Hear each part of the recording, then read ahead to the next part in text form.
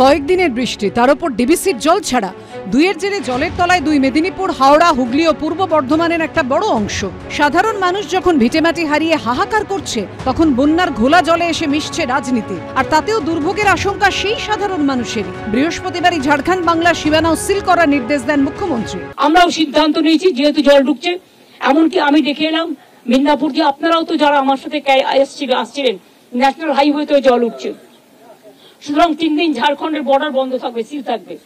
Please send this message to Rajiv Kumar DG immediately. 3 দিন border থাকবে বন্ধ, তার কারণ গাড়ি ঢুকলে জলে ডুবে যাবে, এটা আমি চাই না। এরপর শুক্রবার জেলায় জেলায় ধরা পড়ল এই ছবি। পুরুলিয়া, ঝাড়গ্রাম, বীরভূম, পশ্চিম বর্ধমান লাগোয়া ঝাড়খণ্ড সীমান্ত সিল করে দেওয়ায় সার দিয়ে দাঁড়িয়ে যায় পণ্যবাহী ট্রাক। আর এখানেই প্রশ্ন উঠছে, ট্রাক ভর্তি এসব জিনিস তো বাংলাতেই আসছে, এসব নষ্ট হলে তো এখানকার বাজারেই আকাল তৈরি হবে, তারপর হু হু করে দাম বাড়বে, তখন সমস্যায় পড়বেন সেই সাধারণ মানুষ। দেশে দেশে প্রদেশে প্রদেশে বিভাজন তৈরি করা এটা কোনো সুস্থ চিন্তার লক্ষণ নয়। এটা মুখ্যমন্ত্রীর ভাষণ হওয়া উচিত না। উনি পশ্চিমবঙ্গকে ডুবিয়েছেন, আরও ডোবাবার পরিকল্পনা করছেন। ধীরে ধীরে পশ্চিমবঙ্গ বিদ্যুৎ পাবে না, অন্ধকারে চলে যাবে, খাবার দাবার, সবজি, বিভিন্ন আনাজ তা সাপ্লাই আসবে না। উনি রাজ্য চালাচ্ছেন না ক্লাব চালাচ্ছেন, আমি বুঝতে পারছি না। ঝাড়খণ্ডের মুখ্যমন্ত্রী হেমন্ত সোরেন এবং মমতা বন্দ্যোপাধ্যায় দুজনেই বিজেপি বিরোধী ইন্ডিয়া জোটের সদস্য। হেমন্তের সঙ্গে মমতা বন্দ্যোপাধ্যায়ের অত্যন্ত সুসম্পর্ক। হেমন্ত সোরেন ইডির হাতে গ্রেফতার হওয়ার পর খোলাখুলি তাঁর পাশে দাঁড়িয়েছিলেন বাংলার মুখ্যমন্ত্রী। গ্রেফতারের প্রতিবাদে গর্জে ওঠার পাশাপাশি সোশ্যাল মিডিয়া পোস্টে হেমন্ত সোরেনকে ঘনিষ্ঠ বন্ধু বলে উল্লেখ করেছিলেন। এখন সেই ঝাড়খণ্ডের সঙ্গে সীমানা সিলের সিদ্ধান্ত নিয়ে মমতা বন্দ্যোপাধ্যায়কে আক্রমণ করেছে বিজেপি। অসমের মুখ্যমন্ত্রী হিমন্ত বিশ্ব শর্মা এক্স হ্যান্ডেলে লিখেছেন, বাংলার সরকারের ব্যর্থতার কারণে বাংলার মানুষ বন্যার কবলে পড়েছে, কিন্তু আমি অবাক হচ্ছি যে মমতা দিদি তাঁর আধিকারিকদের ওপর নয়, ঝাড়খণ্ডের মানুষের ওপর রাগ দেখাচ্ছেন। তিনি রাজ্যের সীমানা সিল করে দিয়ে ঝাড়খণ্ডের জনগণকে শিক্ষা দিচ্ছেন, আর ঝাড়খণ্ডের মাননীয় মুখ্যমন্ত্রী নীরব।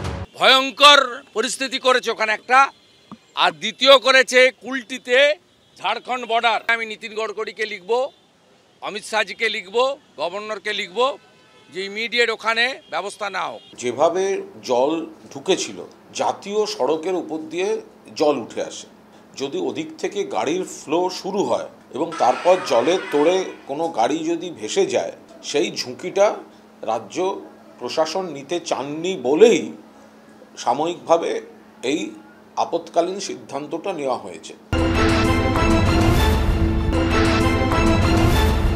ডিবিসির সাথে অল সম্পর্ক আমি তো কাট আপ করবই, because it is too much, it is too much. পুরো দ্বীপ জল ছাড়া বৃষ্টির জন্য এই বন্যা হয়নি। This is not for rain.